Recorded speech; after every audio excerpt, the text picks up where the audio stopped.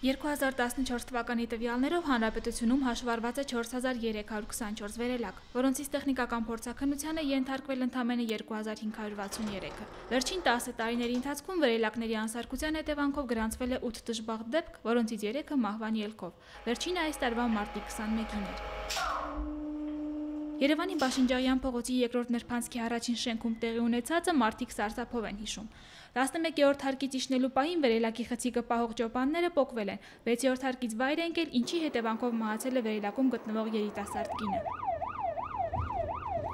Ըստ տեխնիկական անվտանգության ազգային կենտրոնի փորձագետ Լուսինե Հովհաննիսյանի, այդ դժբախտ դեպքը բացառիկ է, քանի որ նրա տվյալով հետխորհրդային միության երկրներում նման դեպք երբևէ չէր գրանցվել։ Վերելակը ամենամյա տեխնիկական անվտանգության փորձաքննության 14 թվականին չէր ենթարկվել։ Կարևոր հանգամանքներից մեկը տեխնիկական սպասարկման ոչ պատշաճ իրականացումն է։ Եթե լիներ պատշաճ տեխնիկական սպասարկում, եթե արագության սահմանափակիչը լիներ սարքին վիճակում, նման դեպքը կանխել հնարավոր կլիներ։ Հարցին, թե ովքեր են պատասխանատու տեխնիկական անվտանգության համար, փորձագետը հավաստիացրեց, որ Երևանում մեծամասամբ բոլոր համատիրությունների կողմից շահագործվող վերելակներն ունեն համապատասխան տեխնիկական սպասարկման պայմանագիր մասնագիտացված վերելակային ծառայության հետ։ Ցանկացած վարչական շրջանում այդ վերելակային ծառայությունները կան, գոյություն ունեն, բավականին լուրջ կազմակերպություններ են հագեցված մասնագետ կադրերով, որակավորում անցած, եւ այդ տեխնիկական սպասարկման եւ նորոգման համար համատիրությունները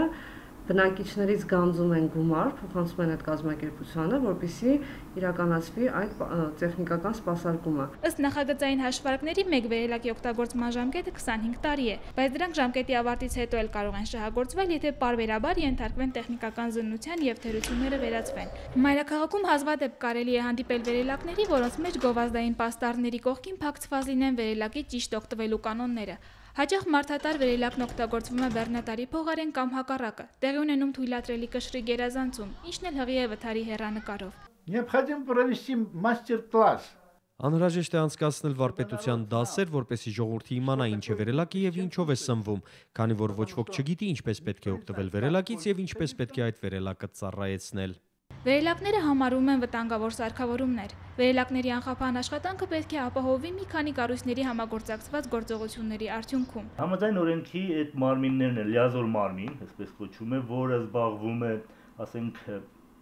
օրենսդրության կարգավորմամբ, տեխնիկական կանոնակարգերի կարգավորմամբ, տեխնիկական անվտանգություն իրականացնող կենտրոնը, շահագործող կազմակերպությունները։ Ուրեմն այս երեք օղակների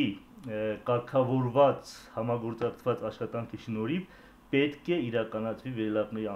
անխափան եւ անվտանգ գործունեություն։ Յուրաքանչյուր դժբախտ պատահարի դեպքում պատասխանատվություն պետք է կրի այն կառույցը, որի լիազորությունների սահմաններում է գտնվում տվյալ վերելակը։ Կոնստանտին Խաչատուրովը առաջարկում է այս խնդրի լուծման ճանապարհները։ Необходимо выдать Առաջին հերթին պետք է բոլորին տալ վերելակի տեխնիկական անձնագրեր, քանի որ այն փաստաթուղթ է, որտեղ նշում են եւ պրոֆիլակտիկ եւ վերանորոգման աշխատանքները։ Ես չգիտեմ, այնտեղ որտեղ այդ կինը մահացել է, չկա, չեն եղել անձնագրեր, ինչպես նրանք պետք է անցկացնեն հետաքննությունը։